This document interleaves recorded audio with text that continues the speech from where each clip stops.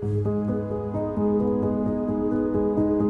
need to identify your big ideas, and there should only be 2 or 3 of them. And then if a senior leader, the main job of a senior leader is to identify 2 or 3 important ideas and then to enforce great execution against those big ideas. And the good news is that the big ideas are usually incredibly easy to identify.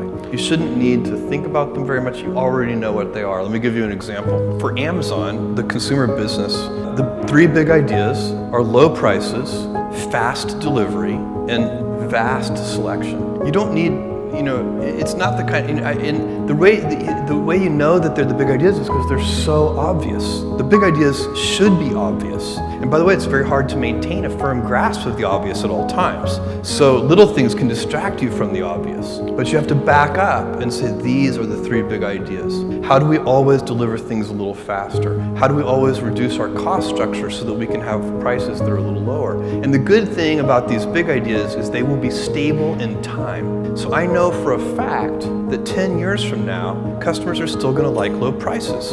No matter what happens with technology and everything else, no matter what happens, people are going to like faster delivery. It is impossible for me to imagine a scenario where 10 years from now, a customer comes to me and says, Jeff, I love Amazon. I just wish you delivered a little more slowly. This is so inconceivable that you can have great conviction as a leader to continue to put energy into driving speed of delivery.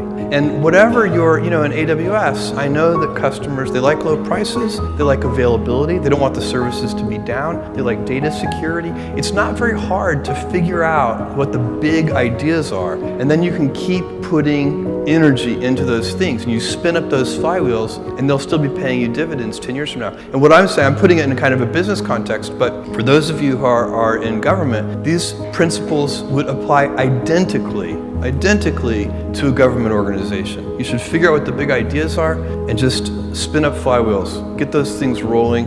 Make sure that you picked things that'll still be true 10 years from now, 20 years. My job, one of my jobs as the leader of Amazon, is to encourage people to be bold.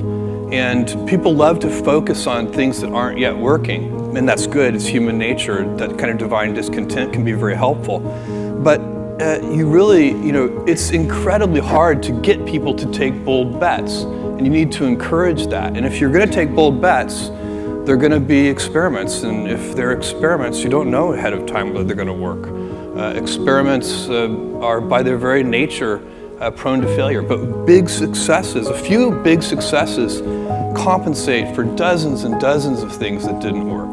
The stress primarily comes from not taking action over something that you can have some control over. So if I find that some particular thing is causing me to have stress, that's a warning flag for me. What it means is there's something that I haven't completely identified, perhaps in my conscious mind, that is bothering me, and I haven't yet taken any action on it. I find as soon as I identify it and make the first phone call or send off the first email message or whatever it is that we're going to do to start to address that situation, even if it's not solved, the mere fact that we're addressing it dramatically reduces any stress that might come from it. So stress comes from ignoring things that you shouldn't be ignoring. I think in large part. So stress doesn't come, people get stress wrong all the time, in my opinion. Stress doesn't come from hard work, for example. You can be working incredibly hard and loving it. And likewise, you can be out of work and incredibly stressed over that.